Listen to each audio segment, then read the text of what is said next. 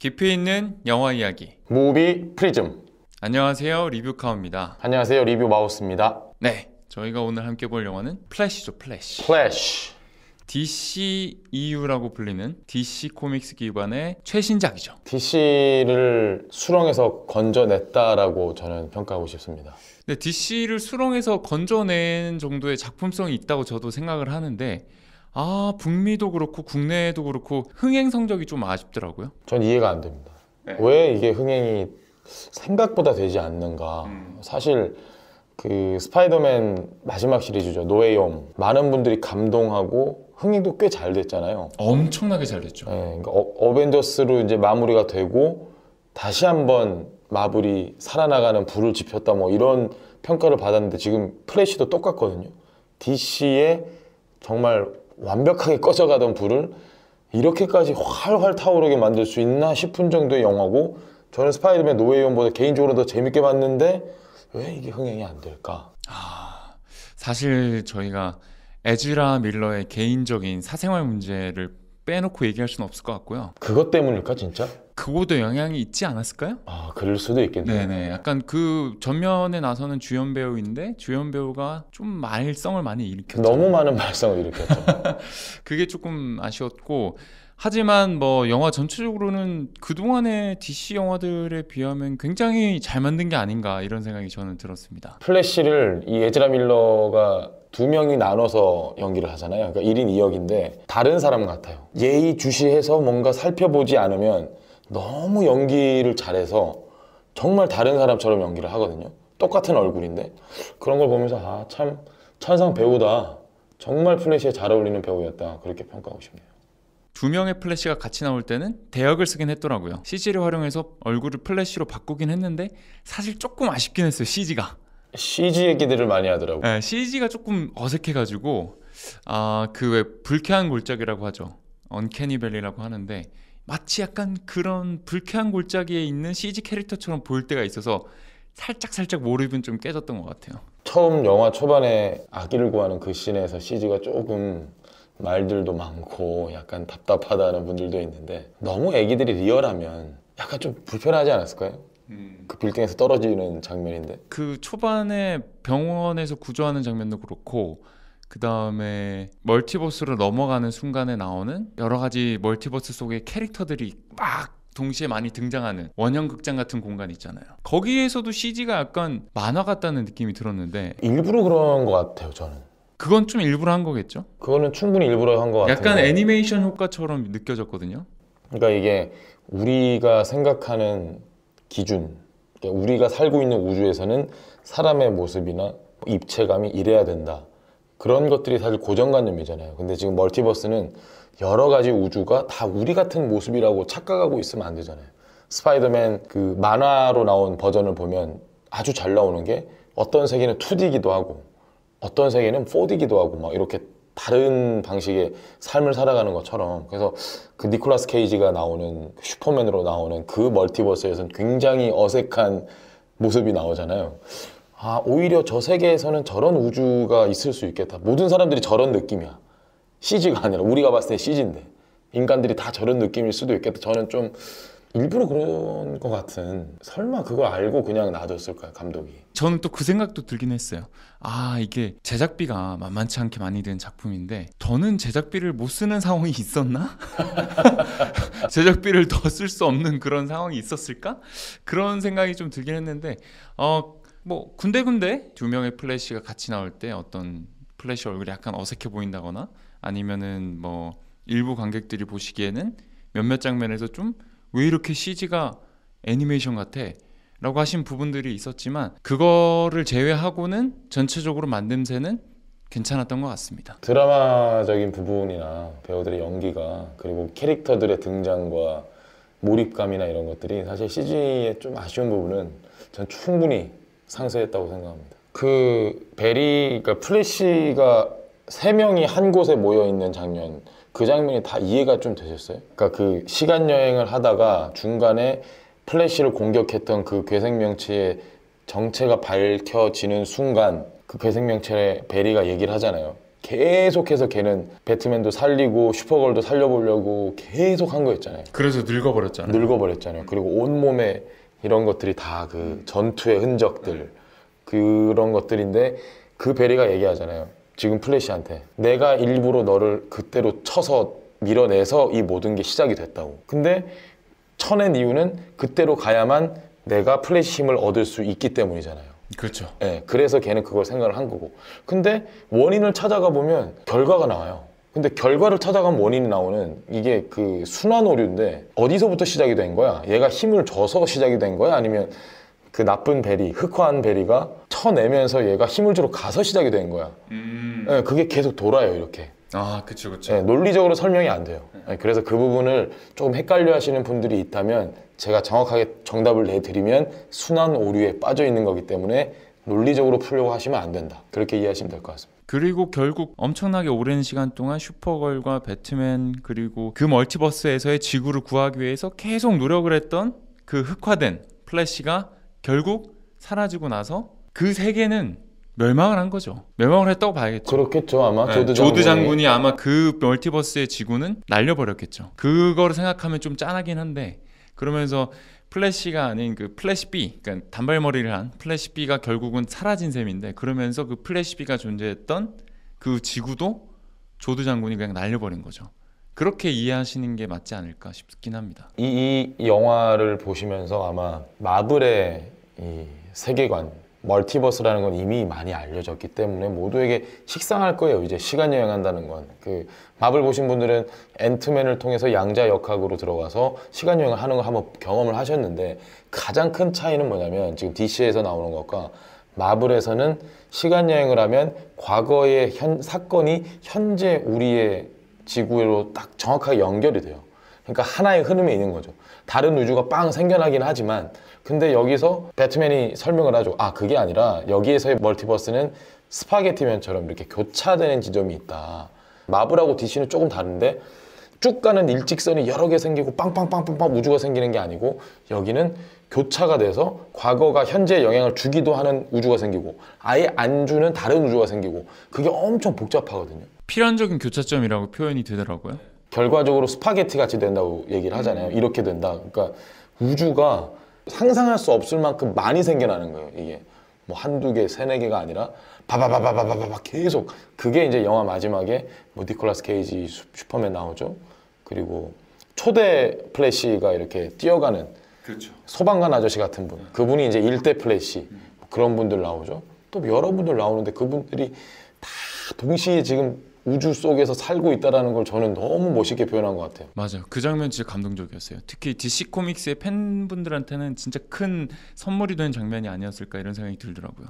굉장히 그동안의 DC 코믹스를 기반으로 만들어진 모든 실사 작품의 주인공들이 나오잖아요. 싹 스쳐가면서 다 보여지면서 이게 현실과 이 영화 속의 경계가 무너져 있는 거죠. 어떻게 보면. 네, 그들이 사실은 다른 우주에서 실제로 플래시 슈퍼맨으로 살 수 있다. 그런 상상을 하게 해주니까 굉장히 DC 팬들에겐 선물 같은 장면이 아니었을까 이런 생각이 들었습니다. 또 한 가지 이제 과연 앞에 어디까지 보고 오면 좋을 것이냐라는 고민을 하시는 분들이 있을 거예요. 근데 전혀 상관없어요. 그냥 언제 누가 와서 봐도 이해가 다 되고 다만 시대적으로 조금 90년대생 이후부터는 이해하기 어려운 대사들이 좀 있거든요. 예를 들어서 뭐 백투더퓨처 영화 얘기를 계속해요.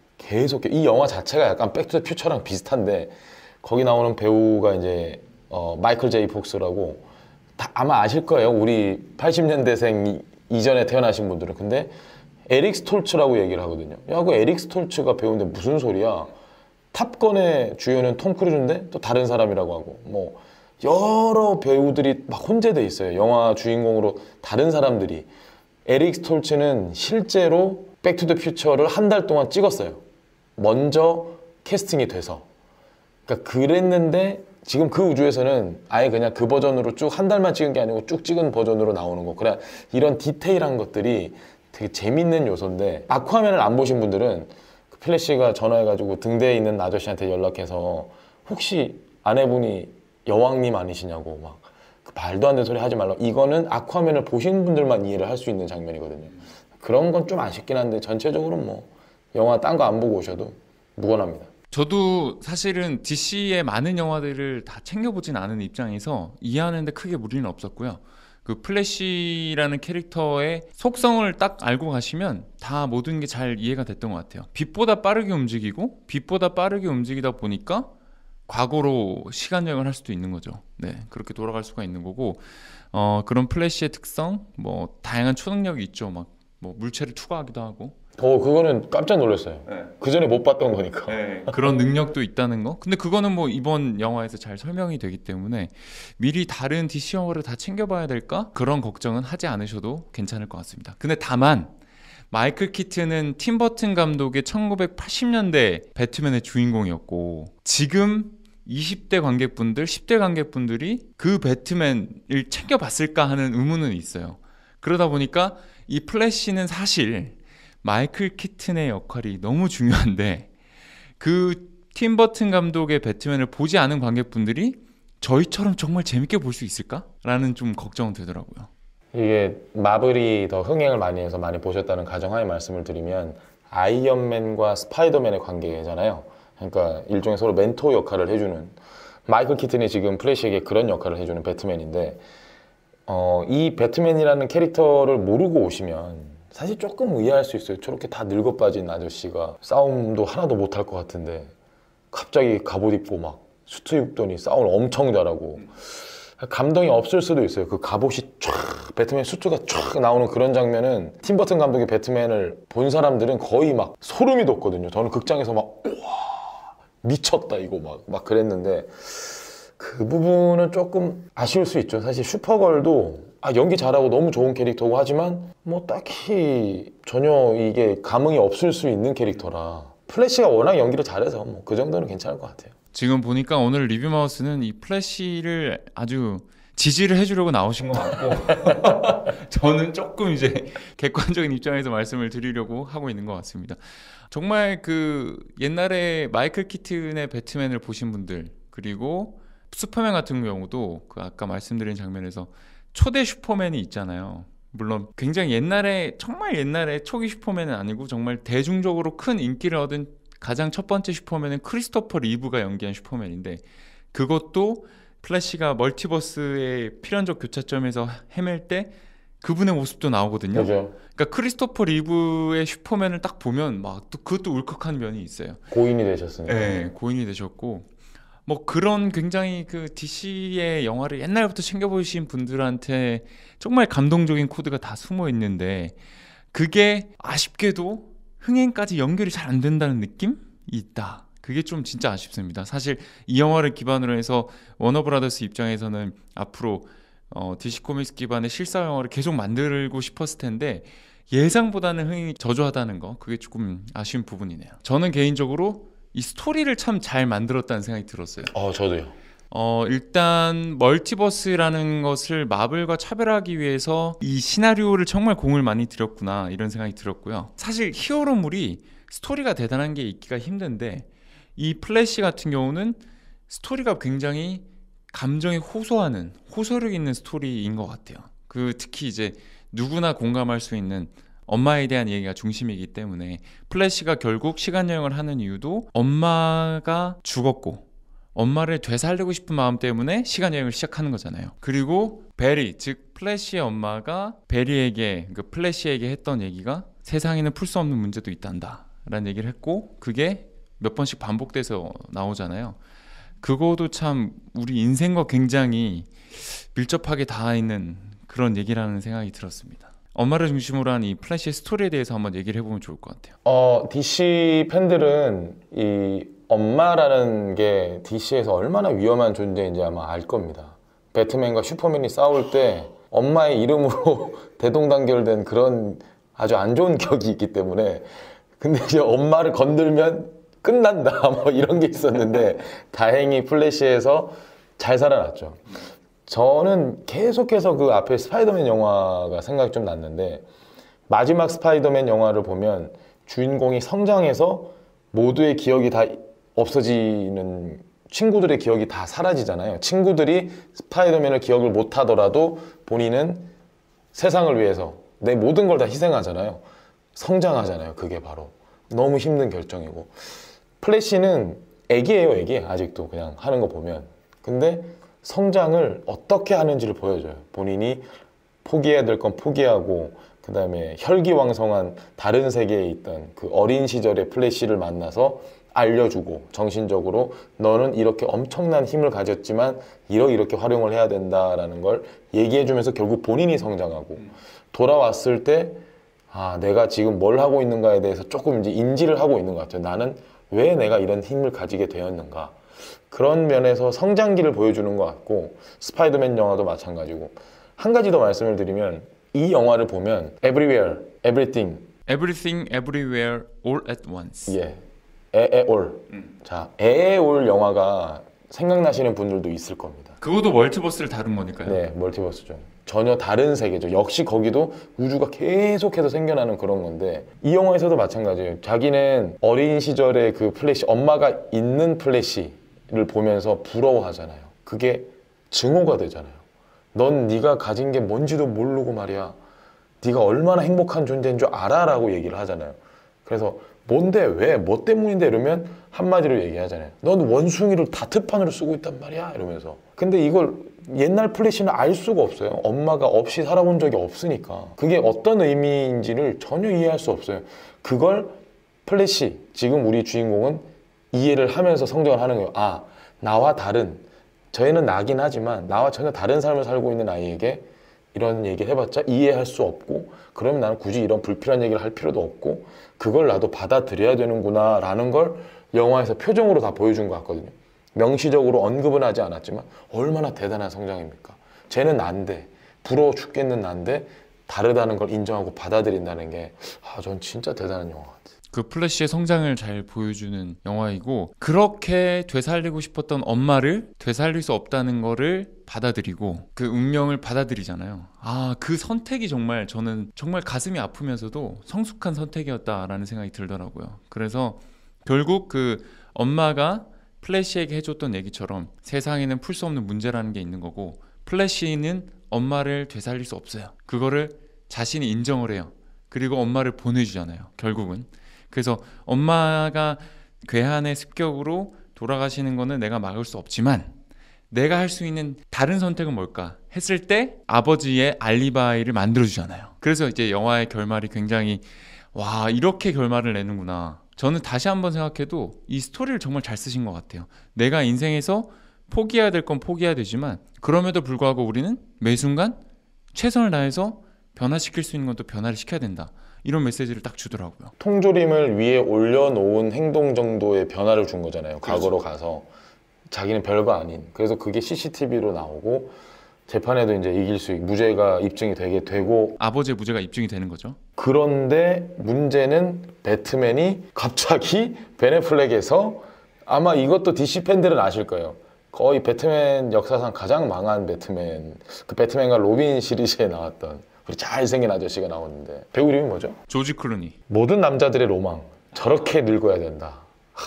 세계에서 가장 섹시한 남자에 뭐 몇 년 연속 선정되신 적이 있어요. 그러니까 통조림 하나 올려놓은 행동이 어떤 식으로든 이 세상에 영향을 미치고 하다 보니까 조지 클루니 배트맨이 돼 있는 건 보면 이게 작은 행동이 아니다. 사소한 것도 얼마나 대단한 걸 바꿔놨는지 네가 봐야 된다. 플러스 이빨 빠지는 거 기억나세요? 마지막에? 이건 분명히 과거에 있었던 일인데 전혀 다른 세계에 있었고 나는 거기를 다시 원래대로 해놓고 왔는데 그냥 통조림 하나 위에 올려놨을 뿐인데 내가 이빨이 빠진다는 건 그 시절에 있었던 행동과 나에게 일어났던 일이 지금 그대로 영향을 미친다는 거잖아요. 그러니까 연결돼 있는 우주다. 이거는 전혀 다른 우주는 아니다. 뭐 이런 얘기를 좀 해주고 싶은 것 같은데 논리적으로는 설명이 잘 안 돼요. 약간 코믹한 장면을 위해서 그냥 설정한 건가 싶기도 하고. 근데 그 말씀하신 거 있잖아요. 그 마지막에 그 배트맨이 원래 벤 애플렉이었는데 시간여행이 끝나고 돌아와서 아버지의 무죄를 입증하고 모든 게 해피하게 끝나는 상황에서 배트맨이 전화가 오고 등장한 배트맨이 조지 클루니로 바뀌어 있잖아요. 그 말씀하신 조지 클루니 배트맨이 등장하는 장면을 일부 DC 팬들은 굉장히 싫어한다고 하더라고요. 그럴 수밖에 없죠.